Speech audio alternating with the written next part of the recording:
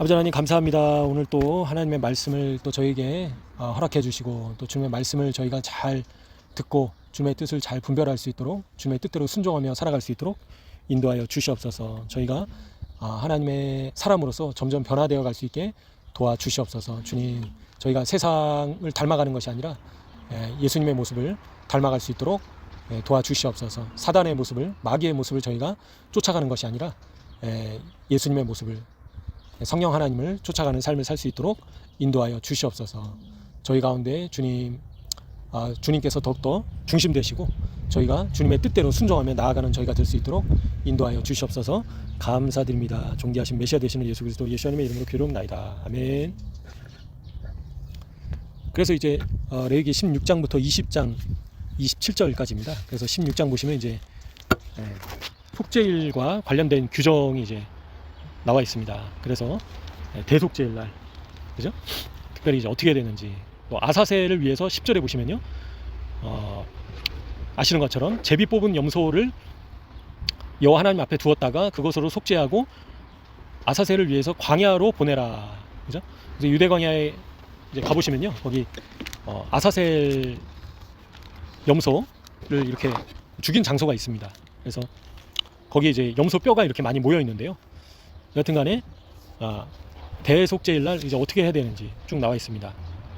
그리고 이제 또 17장에서도 희생 제사에 관한 규례가 나와 있고요. 그리고 이제 피에 관한 규례도 나와 있습니다. 그리고 이제 이 부적절한 관계, 그죠? 또 올바른 관계 이런 것에 대해서 나와 있고요.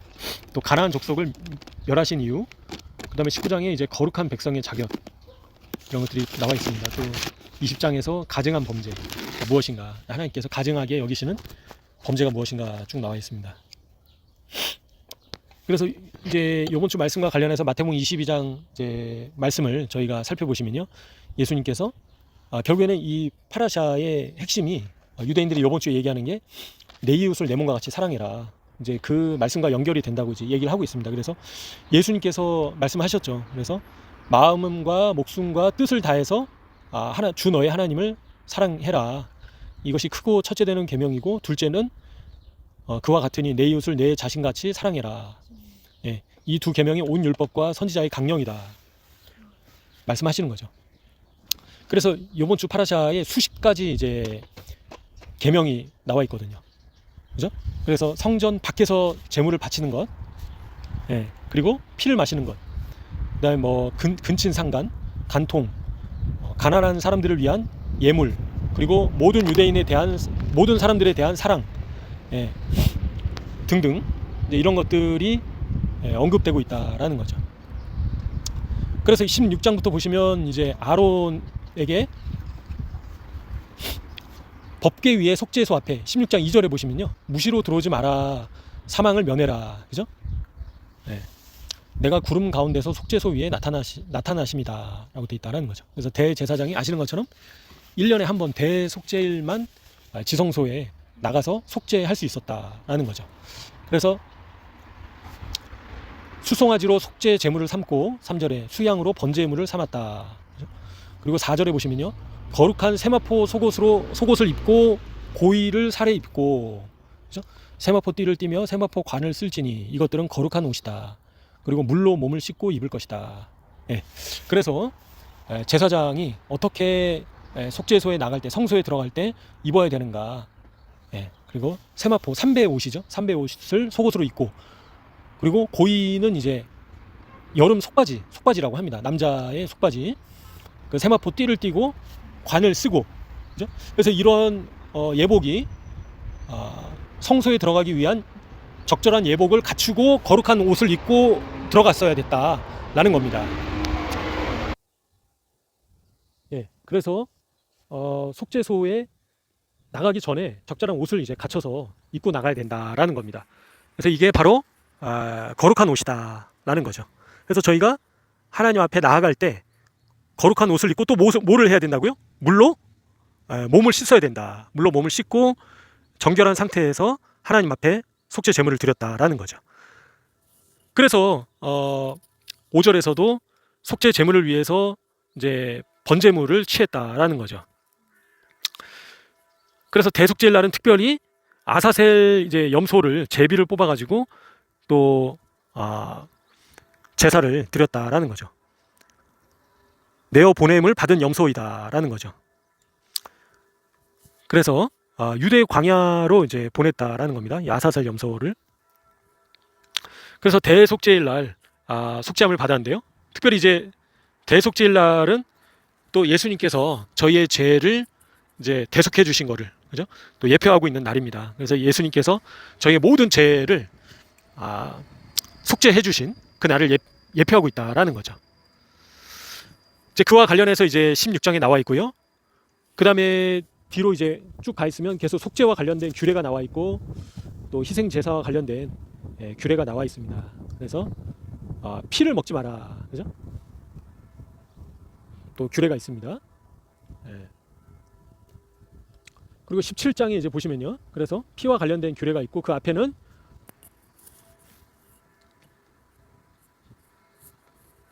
5절에 보시면 이스라엘 자손이 들에서 잡던 희생을 회막문 여호와께로 끌어다가 제사장에게 주어 화목제로 여호와께 드려야 될 것이다. 그러니까 예수님께서 영문 밖에서 죽으셨죠. 그래서 희생 제물이 되셨다라는 겁니다. 그래서 영문 밖에서 저희의 죄를 속죄해 주시려고 예수님의 피가 뿌려졌다라는 겁니다. 그로 인해서 저희가 백성 중에서 끊쳐지지 않는다라는 거죠. 그렇게 속죄를 할 때 백성 중에 끊쳐지지 않는다. 네.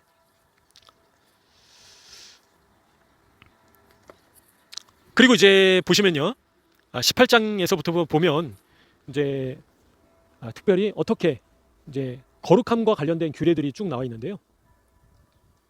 특별히 이제 동성애를 하지 말아야 된다, 그죠? 그리고 또 수간을 하면 안 된다. 네? 부도덕한 행위를 하면 안 된다. 이제 그런 거죠. 근데 이제 중요한 거는 이런 거룩한 율법을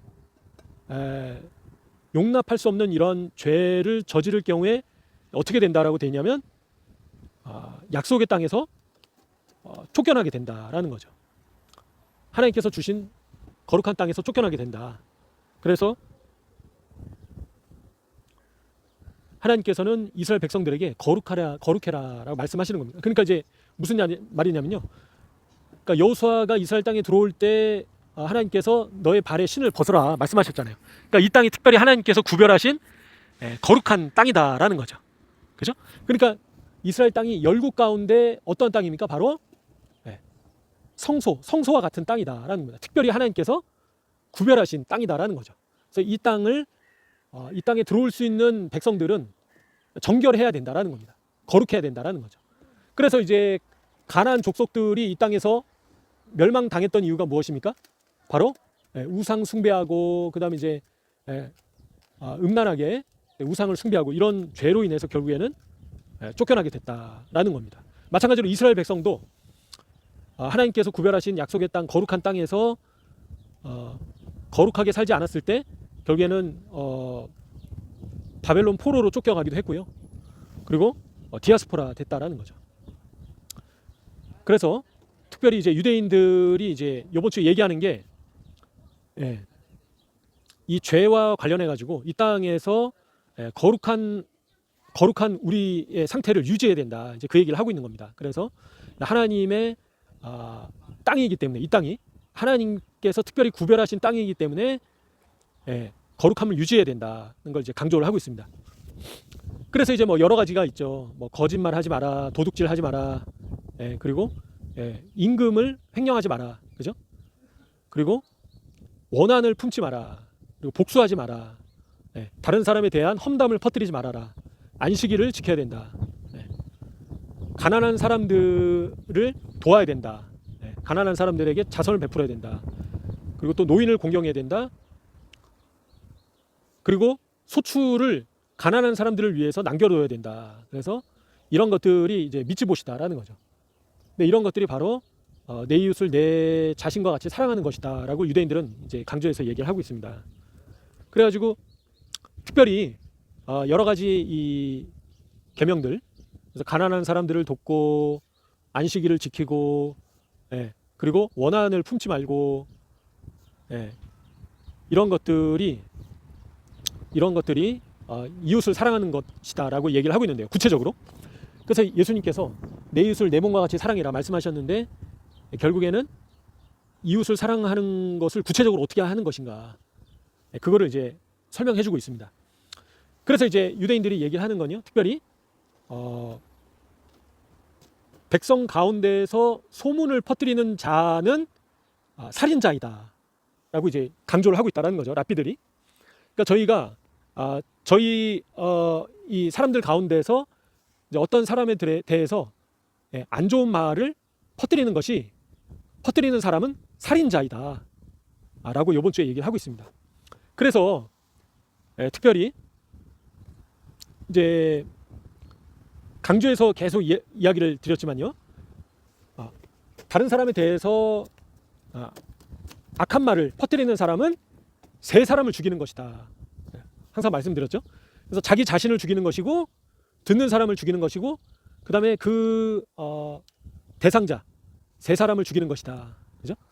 그래서 다른 사람에 대해서 부정적으로 말하는 것이 중대한 범죄 행위이다 라는 거예요, 히브리적 관점에서. 그래서 그걸 말하는 사람뿐만 아니라 듣고 있는 사람도 그 중대한 범죄에 동조하는 것이다 라는 거죠. 영적인 원리가 그렇다라는 겁니다. 그래서 그 소문을, 그 악한 말을 듣는 사람은 그 영향을 받게 된다라는 거예요. 그래서 그런 악담을 이제 퍼뜨리면 부정적인 특성이 악화되게 된다. 악화되게 된다라는 거죠. 그래서 반대로 다른 사람에 대해서 호의적으로 말하고 긍정적인 면을 강조한다면, 저희가 그 제3자에 대해서 긍정적으로 또 호의적으로 정의한 방식대로 그 사람이 깨닫도록 도와준다라는 거죠. 듣는 사람이 깨닫도록 도와준다라는 겁니다. 그래서 이제 이 중상모략이 날카로운 화살과 같다라고 이제 유대인들은 강조를 하고 있고요. 그 다음에 이런 빗자루의 숯과 같다라는 거죠. 그죠? 그래서 칼은 칼집에 다시, 칼을 꺼냈다 하더라도 칼집에 다시 넣을 수 있는데요, 악한 말은 화살을 쏘면 다시 걷어들일 수가 있나요? 걷어들일 수가 없다라는 겁니다. 그래서 저희가 말을 한번 내뱉으면 다시 회수할 수가 없다라는 거죠. 그래서 말을 조심해야 된다라는 겁니다. 그래서 저희가 험담하는 것, 중상모략하는 것, 악한 말을 하는 것이, 소문을 퍼뜨리는 것이 화살을 쏘는 것과 같다라고 얘기를 하고요. 그 다음에 이제 빗자루의 숯과 같다라고 표현을 하는 거예요. 그래서 일반적인 나무 숯은 불을 끄기가 쉽다라는 거죠. 하지만 이 빗자루 나무의 숯은 불을 붙이면 끌 수가 없는 겁니다. 이게 아무리 바깥에서 불을 꺼도 안에서 불이 계속 타오른다라는 겁니다. 그것처럼 이렇게 악한 말을 하는 것이, 험담을 하는 것이, 중상모략을 하는 것이 계속 영향을 미친다라는 거예요. 퍼져나간다라는 겁니다. 그래서 빗자루 나무에 불이 붙으면 1년 반 동안 불이 타기도 한다라고 합니다. 불이 계속 번져나간다라는 거죠. 그래서 그 빗자루 나무만 불이 타는 게 아니라 주변으로 다 퍼져나간다는 거예요, 빗자루 나무 그 불이. 그래서 이 험담이, 악한 말이, 중상모략이 얼마나 위험한 것인가, 이걸 저희가 볼 수 있습니다. 그래서 저희가 말을 조심해야 된다는 겁니다. 근데 결국에는 마음에 있는 것이 말로 나오게 된다는 거죠. 그래서 먼저는 저희 마음에 무엇을 담느냐가 중요하다는 거죠. 그래서 저희가 이웃을 진실되게 사랑을 한다면 좋은 말밖에 나올 수가 없다는 거예요. 근데 이제 악한 말이 나온다는 거는 저희가 마음으로 다른 사람을 사랑하지 않기 때문에 그런 말이 나온다라는 거죠, 결국에는. 그래서 이 레위기의 이 규례들이 결국에는 이 부적절한 관계, 그죠? 이 모든 것들이 결국에는 이웃을 사랑하지 않기 때문에 나오는 죄악들이다라고 이제 유대인들은 강조하고 있다라는 겁니다. 그래서 이걸 특별히 라시온 하라라고 하는데요. 그래서 인간을 모욕하는 죄이다라는 겁니다. 사람을 모욕하는 죄. 근데 다른 사람을 이 모욕하는 죄가 너무나 심각한 죄이다라고 얘기를 하는 거죠. 너무나 심각한 죄이다. 그리고 이제 특별히 이 혀를 이제 뭐에다 비유하냐면 혀가 바로 쇠사슬에 묶여 있는 개와 같다라고 표현하는 거예요. 그래서 이 개가 굉장히 무서운 개라는 거죠. 그래서 묶여 있는 상태에 아주 무섭고 두려운 그런 개와 같은 존재가 바로 혀이다. 저희 자신의 이 혀가 개와 같다라는 거죠. 묶여 있는. 그래서 저희 이빨과 입술 안에 이 혀가 들어가 있다라는 겁니다. 근데 이게 단단히 고정돼 있으면 괜찮지만 이게 혀가 풀려나면 끔찍하게 된다라는 거죠. 그래서 저희의 이 혀를 잘 다뤄야 된다라는 겁니다. 혀를. 그래서 레위기 19장 이제 16절에 보시면 나와 있다는 거죠. 19장 16절에 백성 중에 돌아다니면서 사람을 비방하지 말라. 그죠? 비방하지 말라라고 얘기를 하시는 거예요. 그 비방을 받는 사람의 흠이 있겠죠, 당연히. 근데 이제 비방하지 말아라. 이웃의 피를 흘려서 이익을 도모하지 말아라. 그래서 17절에도 뭐라고 되어 있습니까? 17절 보시면요.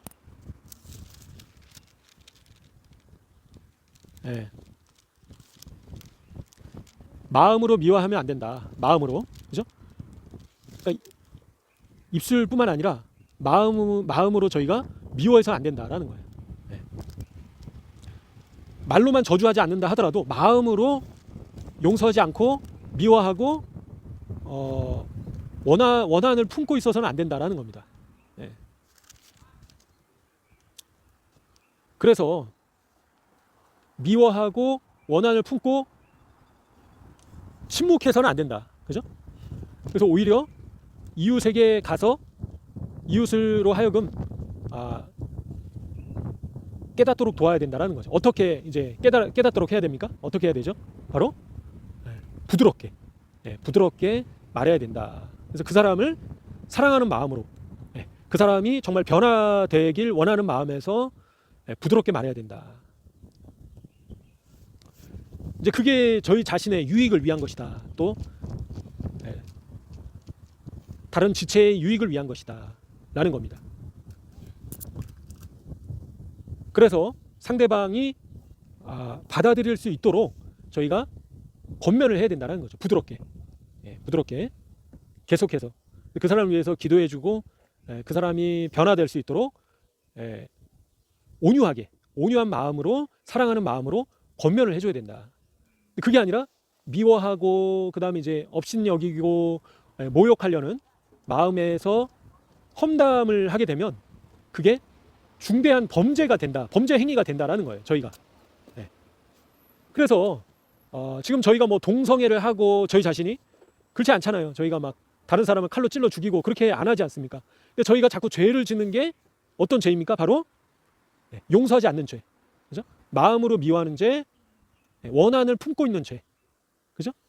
그리고 다른 사람에 대해서 험담하는 죄, 이런 것들이 저희가 지성소로 들어가지 못하게 막는다라는 거죠. 성소에 들어가지 못하게 막는다는 거예요. 그래서 저희가 물로 저희 자신의 몸을 씻어야 되고요. 그 다음에 거룩한 행실로 예복을 입어야 된다. 근데 그거를 자꾸 저희를 방해하는 것들이 마음으로 짓는 죄, 그렇죠? 그래서 자꾸 용서하지 못하고 원수 맺고, 그리고 상대방을 저주하고, 은근히 안 되기를 바라고, 은근히 무시하고, 그렇죠? 그리고 은근히 왕따시키고, 근데 그런 것들이 은근히 당짓고, 저 사람만 딱 이렇게 왕따 되도록 밀어내고, 이런 것들이 다 중대한 범죄 행위이다. 칼로 찔러 죽이는 죄와 별반 다를 게 없다라는 겁니다. 그래서 유대인들이 계속 반복적으로 강조를 하는 거예요. 이웃을 사랑해야 된다. 동료를 사랑해야 된다. 지체를 사랑해야 되는데 구체적으로 어떻게 해야 되는가 얘기를 해준다라는 겁니다. 그죠? 마음으로 용서를 해야 된다라는 거예요. 나 용서했어. 그러니까 근데 여전히 미워하고 있고 여전히 만나기 싫고 그래서는 안 된다라는 거예요. 그래서 마음으로 진정으로 용서를 해야 된다라는 겁니다. 그래서 마태복음 18장 말씀에 나와 있죠. 형제가 죄를 범하거든 너와 그 사람과만 상대해서 권고해라. 그러니까 험담을 퍼뜨리고 그리고 수군수군하고 왕따시키고 그게 아니라 사랑하는 마음에서 그 형제가 들으면 얻은 것이다. 그죠? 듣지 않거든 한두 사람을 데리고 가서 확증하게 해라. 그죠? 교회 그래도 안 들으면 교회의 말을 듣게 해라. 절차가 있다라는 거예요. 순서가 있다라는 겁니다. 그래서 저희가 다른 사람을 자꾸 판단하려고 하고 정죄하려고 하고 용서하기 어렵고 그러면 온유한 마음으로 그 사람의 잘못된 부분을 잘 권면을 해야 된다는 거예요. 정죄하고 비난하고 저 사람을 모욕 주려고 그죠? 너 한번 좀 혼나게 당해봐라. 이번에 한번 좀 창피하게 좀 대봐라. 그렇게 하면 안 된다라는 거죠. 내 이웃을 내 몸과 같이 사랑해라. 이제 구체적으로 히브리적 관점에서 내 이웃을 내 몸과 같이 사랑하는 것이 무엇인가 유대인들이 잘 설명을 해주고 있다라는 겁니다. 그죠? 그래서 이게 돼야 되는 겁니다. 결국에는 하나님만 사랑하는 걸로 되지 않는다라는 거예요. 그죠? 뒤에 가서 다시 말씀드리겠지만 이웃을 사랑하지 않는다는 것은 결국에 하나님을 온전히 사랑하고 있지 못한 상태이다라고 유대인들은 얘기를 하고 있다라는 거죠. 그래서 그래서 유대인들은요, 너의 지체가 너의 이웃이 너의 거울이다 라고 표현을 하는 거예요. 그래서 너의 얼굴이 깨끗하다면 너가 보는 상대방의 모습도 흠이 없을 것이다 표현하는 거예요. 그죠? 근데 너가 상대방의 흠을 발견한다면 그것은 바로 우리 자신의 불완전함 때문에 그런 것이다. 그렇게 표현을 하고 있습니다. 그래서 이제 어떤 랍비가 이제 어떤 마을에 안식일을 샤밧을 온전히 지키지 못한 사람을 발견했다라는 소식을 들었어요. 그죠? 그래서 그 안식일을 제대로 지키지 않은 사람이 있다라고 랍비에게 알려준 소식을 전해준 사람에게 벌을 2배로 내렸습니다. 안식일을 제대로 지키지 않은 사람에게는 벌을 1배로 내렸다면 그 안식일을 제대로 지키지 않은 사람에 대해서 이야기한 사람에게는 벌을 2배로 내렸다라는 거예요. 그래서 안식일을 어긴 죄보다 안식일을 제대로 지키지 못한 죄보다 그를 고자질한 죄가 2배로 크다라는 거죠. 그러니까 히브리적 관점이 그렇다라는 겁니다. 저 사람이 저랬어요. 저 사람이 이랬어요. 그죠? 그래서 그거를 고자질하는 죄가 2배로 더 크다라고 유대인들은 얘기를 하고 있다라는 겁니다. 좀 말이 안 되는 것 같지 않나요? 그러니까 요셉이 그런 환난을 당한 이유 중에 하나가 형들의 흠을 아버지에게 일러 바쳤기 때문에 요셉이 환난을 당했다라고 유대인들은 해석을 합니다.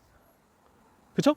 근데 요셉이 그런 노예 생활하고 종노릇하고 그다음 감옥에 갇힌 그런 환난을 겪은 이후에는 요셉이 형들의 죄에 대해서 지적하지 않았다라는 거예요. 그죠? 다 하나님께서 하신 것입니다. 그죠? 하나님께서 모든 선한 일을 위해서 이렇게 하신 것입니다. 형들을 원망하지 않았다라는 거예요. 요셉이 바뀌게 됐다라는 겁니다. 남 탓하지 않았다라는 거죠. 그래서 저희가 결국에는 어떤 모습으로 변화되는가, 요셉과 같은 모습으로 변화돼야 된다는 거예요. 결국에는 내 탓입니다. 내가 부족해서 그랬습니다. 내가 연약해서 이렇게 된 것입니다. 다 나의 잘못입니다. 나의 연약함 때문에 하나님께서 이렇게 하신 것입니다. 지금 나의 부족함 때문에 하나님께서 형들을 사용하신 겁니다. 왜 내가 이런 어려움을 겪는가? 내가 왜 이런 상황에 처했는가? 결국에는 주님, 저 때문에 그런 것입니다. 제가 잘못했습니다. 주님, 저를 용서해 주십시오. 이 모든 상황의 원인은 저 때문입니다. 제가 잘못했습니다. 그렇다라는 거예요. 제가 불편하고 힘들고 어려움에 처하고 이런 모든 상황들이 저 사람 때문에 이렇게 됐다. 세상 사람들은 다 그렇게 얘기를 하잖아요. 그죠? 근데 그게 성경적이지 않다라는 거예요. 주님, 제가 부족해서 이런 환난을 겪었습니다. 저 사람 때문에 제가 환난에 어려움에 처한 것이 아니고요. 저 사람들은 악한 사람들입니다. 저 악한 사람들 때문에 제가 이 어려움에 빠지게 됐습니다. 그렇게 얘기해서는 안 된다라는 거죠. 유대인들조차. 그렇죠? 결국에는 제가 연약하기 때문에 하나님께서 저를 다듬으시려고 저를 만져주시려고, 저를 변화시켜 주시려고 이런 상황들을 허락하신 겁니다 라는 고백이 나와야 된다는 거죠.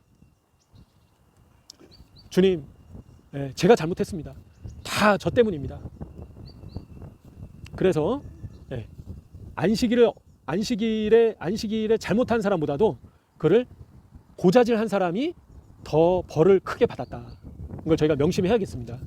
그래서 하나님께서는 모세에게 벌을 내리신 게 아니라 미리암에게 벌을 내리셨다는 거예요.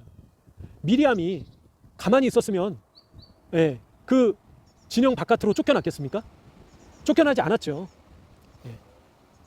7일 동안, 7년 동안 쫓겨나지 않았다는 겁니다. 그렇죠? 그래서 저희가 휴거 되기를 원한다면, 그죠? 7년 동안 환란을 겪지 않기 원한다면 저의 마음과 입술을 다스려야 된다는 겁니다. 이웃을 사랑해야 된다는 거예요. 그래서 하나님 사랑, 이웃 사랑이 완성되면 휴거 되는 거예요. 휴거. 그렇죠? 신부가 되는 겁니다. 신부. 그리고 신부 예복을 완성하게 되는 겁니다.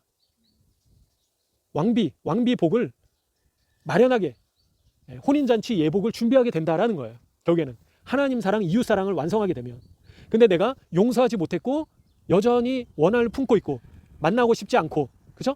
그리고 축복하고 싶지 않고,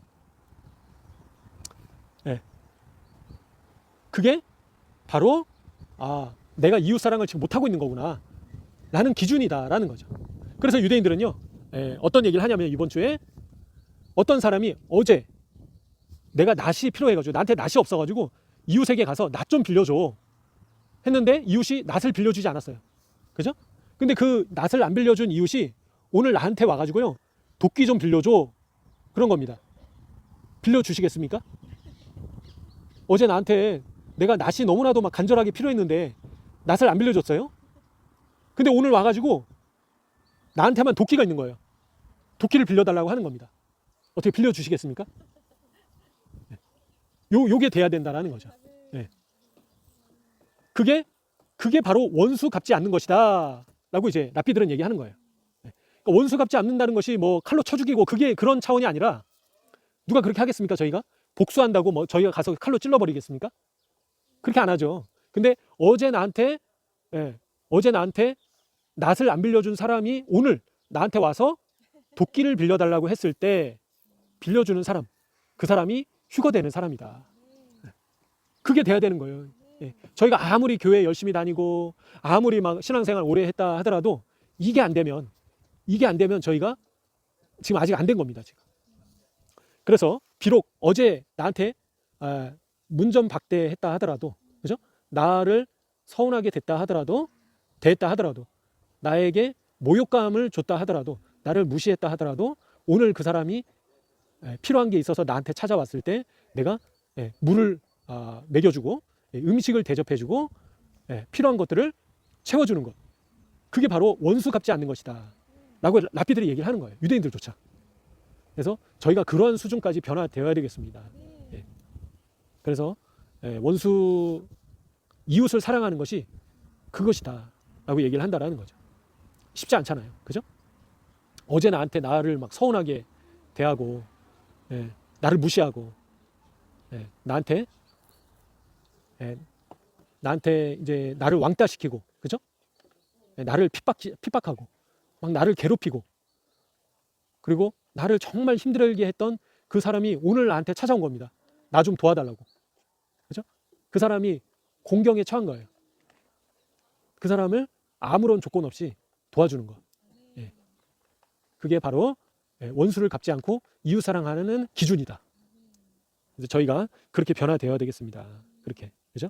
막 저희가 막 대단한 거를, 위대한 거를 하기 전에 그게 먼저 돼야 된다. 그게 먼저 돼야 된다라는 거죠.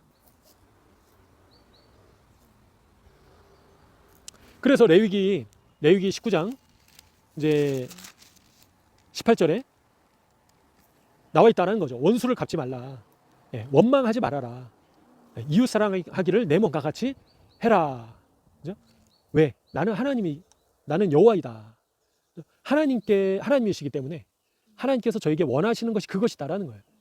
야, 너희가 가서 뭐 박사학위를 따라, 그런 게 아닌 거예요. 막 진짜 수학 문제 엄청 어려운 걸 그걸 풀어라, 그걸 말씀하시는 게 아니에요. 지금 너무나도 간단한 걸 말씀하시는 겁니다. 그래서 원수를 갚지 말아라. 복수하지 말아라는 거예요. 그죠? 그래서 유대인들은 뭐라고 표현을 하냐면요. 고기를 칼질을 하다가 오른손으로 칼질을 하다가 실수로 왼손을 다치게 한 거예요. 칼에 베었어요. 왼손이. 그죠? 복수한다는 거는 왼손이 칼을 잡아가지고 오른손으로 오른손을 칼로 치는 게 원수를 갚는 것이다 라고 유대인들은 표현을 하는 겁니다. 그래서 저희가 설령 상대방이 나를 칼로 다치게 했다 하더라도 내가 그 칼을 잡아서 상대방을 쳐서는 안 된다라는 거예요. 다른 사람이 나에게 악행을 했다 하더라도 그게 고의든 실수든 간에 그래서 그 칼을 잡아가지고 내가 상대방을 상처나게 할 수 없다라는 거죠. 저 사람이 나에게 막말을 했고 저 사람이 나에게 나를 힘들게 만들었기 때문에 내가 저 사람을 다시는 안 보고 저 사람을 무시하고 나도 저 사람에게 막말을 한다. 저 사람이 나한테 이렇게 했기 때문에 나도 그렇게 하는 게 맞지 않냐? 그거는 복수하는 것이다 라는 거죠. 원수를 갚는 것이다 라는 겁니다. 저 사람이 나에게 서운하게 했기 때문에 나를 무시했기 때문에 나도 저 사람 무시한다. 나도 저 사람 안 봐. 나도 안 볼 거야. 그게 바로 원수 갚는 것이다 라는 겁니다. 그래서 저희는 그렇게 해서는 안 된다 라는 거죠. 그래서 이제 유명한 이야기죠. 힐렐이라는 랍비에게 어떤 사람이 토라 전체를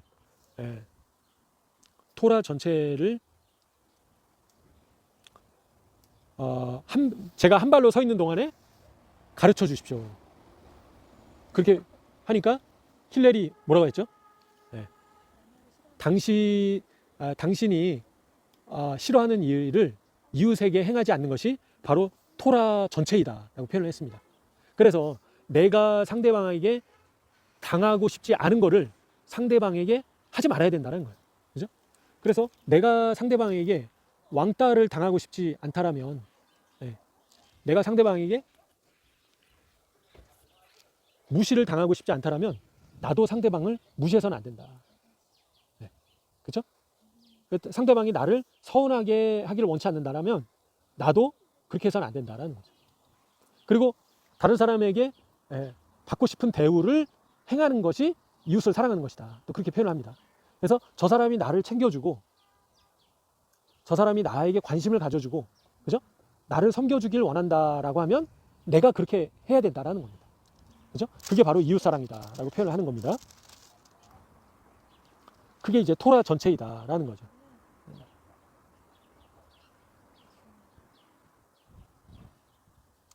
그래서 이제 유대인들은 뭐라고 표현을 하냐면요.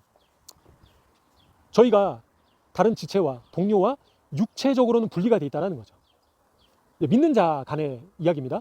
예수님의 몸된 지체이다라는 거죠. 저희가. 그래서 육체는 저희가 다 구별이 돼 있지만요. 저희가 다 하나님의 자녀이잖아요. 그러면 저희의 영혼은 하나이다라고 표현을 하고 있습니다. 그죠? 그래서 저희의 이 육신은 영혼의 도구일 뿐이다. 연장선일 뿐이다. 라는 거예요. 그래서 나의 자아와 나와 동료는 본질적으로 하나이다. 라고 유대인들조차 그렇게 표현을 하는 겁니다. 그래서 이제 오른손, 왼손 비유를 들은 거죠. 그래서 오른손 칼질하다가 왼손이 다쳤다고 복수하지 않는다고. 그래서 저희는 한 몸이다라는 거예요. 한 지체이다. 예수님 안에서 몸된 교회를 이뤄간다라는 거예요. 그죠? 그래서 다른 지체가 이웃이 나를 아프게 했다 하더라도 용서를 해야 된다라는 거예요. 마음으로 용서를 해야 된다는 거예요. 잊어버려야 된다라는 거예요. 잊어버려야 된다. 그래서 유대인들은요. 우리의 영혼은 영원하지만 육신은 70년, 80년 유한하게 사는 이유는 하나님께서 인간을 창조하셔서 육신된 몸에 영혼을 집어넣어 주신 이유는 한 가지. 다른 사람에게 호의를 베풀게 하시기 위해서 보내신 것이다. 다른 사람을 섬기게 하시려고 보내신 것이다. 라고 유대인들조차 표현하고 있다는 거죠. 그래서 저희가 인간의 창조 목적은 하나님 사랑, 이웃 사랑이다. 그게 인간의 존재 이유이다라는 겁니다. 그래서 내 배만 채우고 나만 잘 먹고 잘 사는 것은 하나님의 창조 원리에 합당하지 않다라는 거죠. 결국에는. 그래서 인간이 존재하는 이유는 다른 사람에게 호의를 베풀고 섬기기 위한 것이다. 그래서 영적인 것이든 육신의 것이든 그렇게 섬기고 호의를 베풀어야 된다 라고 표현하고요. 나아가서는 하나님의 궁궐, 하나님의 나라, 하나님의 성에, 예루살렘, 새 예루살렘 성에 들어가는 것은, 들어가기 위한 첫 번째 문이 바로 이웃사랑하는 것이다. 그렇게 표현하는 거예요. 그래서 하나님의 나라에 들어가지 못한다는 거예요. 이웃사랑을 완성하지 못하면 하나님 나라의 문에 통과할 수 없다라고 유대인들조차 얘기를 하는 겁니다. 그렇죠? 그래서 저희가 예수님을 진정으로 믿게 되면, 그래서 하나님 사랑, 이웃 사랑이 될 수밖에 없다는 거예요. 또 그렇게 돼야 된다는 겁니다. 그래서 하나님 나라, 새 예루살렘 성에 다들 들어가기 원하시죠. 누가 바깥 어두운 곳에서 슬피 울면서 이를 갈기 원하십니까? 원하시는 분 계세요? 다들 새 예루살렘 성에 들어가길 원하시잖아요. 그죠? 하나님 나라에 다 들어가기 원하시는데 그 첫 번째 관문이 바로 이웃사랑이다. 그래서 저희가 반드시 온유한 마음을 품고 용서를 하고, 저 사람이 뭔가 사정이 있겠지, 다 이해를 하고 용서를 해야 된다라는 겁니다. 그죠? 그리고 이웃은, 지체는 왜 또 우리가 사랑해야 됩니까? 바로 하나님의 일부이기 때문에. 그죠? 하나님은 하나님, 지체는 지체, 별도의 존재가 아니다라는 거예요. 별개가 아니다라는 거예요. 그래서 예수님을 믿는 사람은, 하나님의 자녀는 하나님의 일부이다라고 표현을 하고 있습니다. 하나님의 일부이다. 그래서 저희는 상대방이, 이웃이, 동료가, 다른 성도가 하나님으로 여겨야 된다는 거예요. 하나님, 저 사람은 하나님과 같은 사람이다. 내가 너희를 신이라 하지 아니하였느냐 말씀하시잖아요. 그죠? 그래서 이웃을 대할 때, 이웃을 욕하고, 이웃을 왕따시키고, 이웃을 무시하고, 이웃을 모욕 주고, 그거는 곧 하나님께 그렇게 하는 것입니다. 하나님께. 하나님을 무시하는 것이고, 하나님을 모욕하는 것이고, 하나님을 없인 여기는 것이다 라는 겁니다. 그래서 하나님께서는 한 사람의 영혼을 천하보다 귀하다라고 말씀하셨거든요. 그래서 저희가 무시하고 없인 여기는 그 한 사람이 하나님께서는 이 천하 만물보다 더 귀하게 여기시는 지체이다 라는 거예요. 그래서 저희가 절대 함부로 여겨서는 안 된다는 거예요. 그렇죠? 그래서 뭐 저희가 막 진짜 뭐 대통령이 오고, 그죠? 그리고 뭐 정말 유명한 목사님이 오시고, 그죠? 그럴 때만 그 사람을 존귀하게 여기서는 안 된다는 거예요. 그죠? 별 볼 일 없어 보이는 그 사람이 바로 그 사람을 하나님처럼 여겨야 된다는 거예요. 하나님처럼 대우해야 된다. 쉽지 않죠. 옷도 후질근하게 입고, 그리고 정말 뭐 그리고 사는 것도 형편없어 보이고, 그리고 맨날 저 사람 왜 저 모양인가 자꾸 판단하는 마음이 들고, 그게 중대한 범죄이다라는 거예요. 범죄 행위이다라는 거예요. 큰 죄이다. 살인죄와 같다. 그래서 그 사람을 하나님처럼 대우해야 된다는 거예요. 쉽지 않죠. 하나님처럼 존귀하게 여겨야 된다. 없인 여겨서는 안 된다는 거예요. 그 사람이 누구든 간에, 그 사람이 가족이든, 그죠? 아니면 이웃이든, 부하이든, 종이든, 내가 부리는 사람이든, 내 밑에 있는 사람이든. 그러니까 저희가 위에 있는 사람한테는 막 깍듯하게 잘하면서, 밑에 있는 사람, 내가 데리고 있는 뭐 부하들, 종들, 그죠? 직원들 하대하고 없인 여기는 사람, 그런 사람은 하나님 나라에 못 들어갈 수 있다는 거예요. 예수님의 신부가 못 된다는 거예요. 그래서 저희는 별 볼 일 없는 사람이 별 볼 일 없지 않다, 절대. 하나님께서는 천하 만물보다 귀하게 여기시는 영혼이다라는 거예요. 한 사람이다라는 겁니다. 그래서 모든 한 사람 한 사람들을 존귀 여겨야 된다는 거예요. 존귀하게. 그게 어린아이든, 그죠? 나이가 어리든, 아니면 뭐 장애인이든, 아니면 뭐 초등학교밖에 안 나온 사람이든, 막노동 하는 사람이든, 알바생이든, 그죠? 배달하는 사람이든. 세상의 방식은 사람들을 돈이 많거나, 그죠? 높은 자리에 있거나 그런 사람들은 우러러보고 존귀하게 여기지만 어떻습니까? 그죠? 별 볼 일 없는 사람들을 무시하고, 그리고 죄인들을, 범죄자들을 조차도 저희가 막말하고 지옥에나 떨어져라, 악담을 하고 저주한다라는 거예요. 그게 뭐 아랍 사람이든 아니면 외국인이든, 그죠? 무슬림이든 안 믿는 사람조차도 저희는 존귀하게 여겨야 된다는 거예요. 저희가 처음부터 믿었습니까? 저희도 안 믿었죠. 저희가 뭐 처음부터 신앙이 있었나요? 그렇지 않다는 겁니다. 그래서 상대방이 어떠한 조건의 사람이든 간에 존귀하게 여겨야 된다. 하나님으로 대우해야 된다는 거예요. 하나님처럼 대우해야 된다. 예의를 갖춰서 대우를 해야 된다는 거예요. 예의를 갖춰서. 그 사람이 나에게 도움이 되기 때문에, 나에게 잘해주기 때문에 내가 잘해주는 건 상이 없는 거예요. 그건 상이 없습니다. 그죠? 말씀에 기록되어 있잖아요. 나에게 잘해주는 사람한테 다 잘해주죠. 근데 그렇지 않은 경우에도 저희가 잘해주고 존귀하게 여기고 존대해야 되고 예우를 갖춰야 된다. 그게 외국인이든 이방인이든 유대인이든 누구든 간에, 세속 유대인이든, 그죠? 내 눈에 마음에 안 드는 사람이라 하더라도, 나의 마음에 시원치 않다 하더라도 존귀하게 여겨야 된다는 거예요. 나중에 뒤에 가서 그와 관련해서 더 자세하게 또 말씀을 드리겠습니다. 그래서 이웃사랑은 배고픈 사람에게 빵을 주는 것, 그죠? 목마른 사람에게 물을 주는 것, 그리고 하나님께로 가까이 인도하는 것. 근데 그게 육적인 필요, 영적인 필요를 다 나눠줘야 된다라고 얘기를 하는 겁니다. 그래서 가장, 유대인들은요, 가장 비천해 보이는 사람을 가장 위대해 보이는 사랑만큼 사랑해야 된다. 그렇게 표현합니다. 이웃사랑이. 그래서 정말 하나님의 말씀에 뛰어나고, 그렇죠? 그리고 막 은사가 어마어마하고, 그리고 어떤 높은 자리에 있고 왕을 대하듯이 정말 비천한 사람을 그렇게 사랑하고 대우해야 된다라고 유대인들은 표현하고 있습니다. 내가 조금 마음에 안 들다고, 내가 조금 서운하다고 무시하고, 그리고 관심 갖지 않고, 그렇게 연락을 해도 그냥 뭐 못 들은 척하고, 그냥 못 본 척하고, 그죠? 그런 것이 바로 원수 갚는 것이다. 이웃 사랑하지 않는 것이다. 겁니다. 그래서 그런 수준을 저희가 넘어서야겠습니다. 초월해야겠습니다. 그죠? 쉽지 않죠. 세상 사람들이 다 그렇게 사니까 저희가 여태까지 살아오면서 봐온 게 그런 거잖아요. 절대 이제 그 수준을 저희가 넘어서야 된다. 초월해야 된다. 그래야지만 예수님의 신부가 되고 새 예루살렘 성에 들어갈 수 있다라는 겁니다. 주님, 새 예루살렘 성에 들어가게 해주세요. 기도만 해서는 되는 게 아닌 거예요.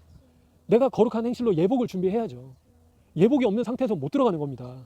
아무리 뭐 마지막 때에 대해서 알고 준비를 한다 하더라도, 그죠? 정작 내가 예복을 안 입고 있으면 못 들어가는 거죠.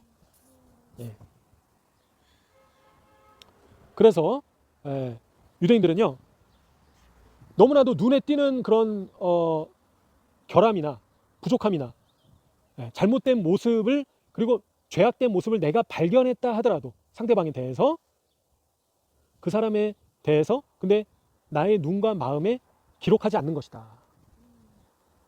그 사람에 대해서 잊어버리는 거예요. 그 사람은. 그죠? 그래서 지체의 부정적인 것을 보지 못하는 수준으로. 그래서 그런 수준으로 나아가야 된다는 거예요. 그래서 하나님께서 두 눈을 주신 이유는, 한쪽 눈으로는 다른 사람의 좋은 점을 보려고 하고, 한쪽 눈으로는 나의 부족함을 보기 위해서 두 눈을 주셨다. 그렇게 표현하고 있습니다. 그래서 한쪽 눈으로는 상대방의 부족한 부분을 보고, 한쪽 눈으로는 내가 잘하는 걸 보고, 나는 이런 사람이야, 난 이렇게 잘해, 그렇게 보라고 두 눈을 주신 게 아니다라고 유대인들은 얘기를 하고 있습니다. 그래서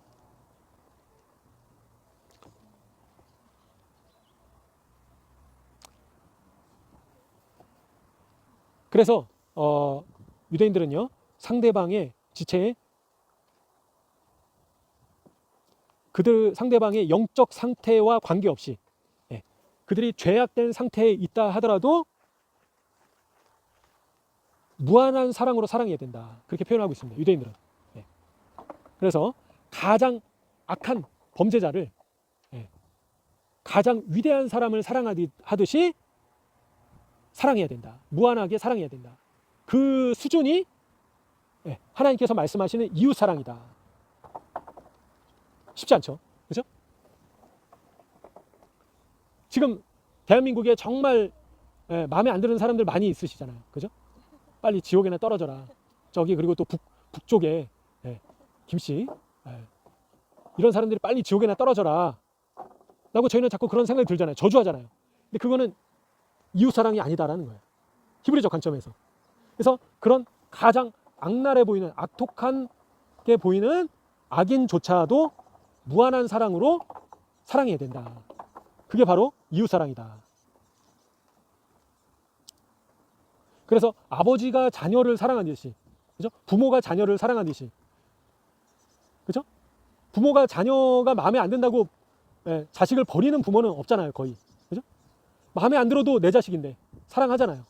그것처럼 이웃을 내 자식을 사랑하듯이 사랑해야 된다. 쉽지 않죠. 쉽지 않다는 거예요. 그 수준으로 저희 자신은 그렇게 이웃 사랑하는 것이 내 자신을 십자가에 못 박는 것이다. 그래서 다른 사람을 판단하지 말아라. 너가 그 사람의 위치에 있지 않기 때문에 다른 사람을 판단하지 말아라. 유대인들조차도 얘기를 하는 겁니다. 그래서 내 자신에 대해서 엄격하게 바라보고 내 자신에 대해서 영적으로 도덕적으로 내 자신의 결함을 질책하고 내 자신을 엄하게 대하고 내 자신에 대해서 비판하고 나는 왜 이 모양인가? 나는 정말 심각한 죄인이구나. 근데 그런 기준으로 다른 사람을 비판해 바라봐서는 안 된다는 거예요. 이웃은 그냥 무한한 사랑으로 바라봐야 된다. 그게 이웃 사랑이다라는 거예요. 그래서 다른 사람, 이웃의 긍정적인 면을 바라보고 그 사람에 대한 사랑과 존중을 증폭시켜야 된다. 그렇게 표현을 하고 있고요.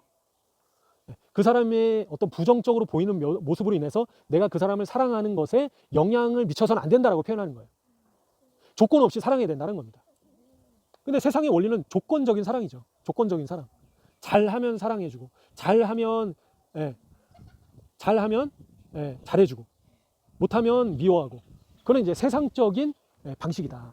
그래서 상대방에게 보이는 그 흠이나 부정적인 모습으로 인해서 내가 그 사람을 사랑하고 그 사람을 존중하는 데 영향을 미쳐서는 안 된다는 거예요. 그런 것들이. 그런 수준을 초월해야 된다라고 이야기를 하고 있습니다. 쉽지 않죠. 그래서 마태복음 7장에 너희가 비판하는 그 비판으로 비판을 받게 될 것이다. 결국에는 저희가 그 사람에 대해서 비판을 하면요, 저희도 그렇게 당하게 되는 거예요. 인과응보를 받게 된다는 거죠. 그리고 저희가 그 사람을 판단하고 헤아리면 저희도 그렇게 된다라는 거예요. 외식하는 자이다. 그런 자는 예수님께서 너는 바로 외식하는 자이다. 겉으로만 하는 척하는 사람이다. 너 자신의 눈에 들보를 먼저 빼내라. 그래서 저희는 외식하는 자가 돼서는 안 되겠다. 하는 척, 그죠? 이웃 사랑하지 않는 사람은 외식하는 자이다라는 거예요. 외식하는 바리새인과 같은 자이다. 아, 내가 바리새인과 같은 자이구나. 내가. 그래서 저희가 이런 이웃 사랑을 완성해야겠습니다. 내가 열심히 기도하고 나는 금식도 하고 나는 이렇게 헌금도 하고 열심히 섬기는데 그게 이웃 사랑의 완성이 아니다라는 거예요. 그죠? 그래서 이웃 사랑의 완성은 험악한 범죄자, 정말 독재자 이런 사람조차도 조건 없는 무한한 사랑으로 자비와 긍휼을 베푸는 수준으로 저희 자신이 초월돼야 된다는 거예요. 그래서 쉽지 않은 수준이죠. 그게 바로 저희 자신을 십자가에 못 박는 것이고, 그리고 이기는 자의 반열에 올라가게 되는 것입니다. 근데 결국에 이기는 자의 숫자는 많지 않은 거예요. 이기는 자의 숫자는. 예수님과 함께 철장 권세로 왕노릇할 사람은 많지 않다는 겁니다. 그래서 저희가 겨우 부끄러운 구원을 받는 수준이다라는 거예요. 대부분은. 겨우 근근히. 그래서 저희가 그런 수준을 초월해야겠습니다. 자리에 계시는 분들께서는 예수님과 함께 왕노릇하는 경지로, 그렇게 되면 결국에는 이웃을 위해서 목숨까지도 아까워하지 않는 그런 수준으로 저희가 손양원 목사님처럼, 그죠? 쉽지 않죠. 그게 바로 십자가 지고 십자가에 매달리는 것이다. 예수님께서 그런 본을 저에게 보여주셨다라는 거죠. 그래서 저희가 그런 수준으로 모두가 변화되는 저희 자신이 되기를 간절히 소원합니다. 이 시간 함께 기도하시면서 또 주님 저희를 변화시켜 주십시오. 지금 너무나도 부족하고 연약하면 저희 자신을 변화시켜 주십시오. 기도하시면서 나가시면 좋겠습니다. 주여 아버지,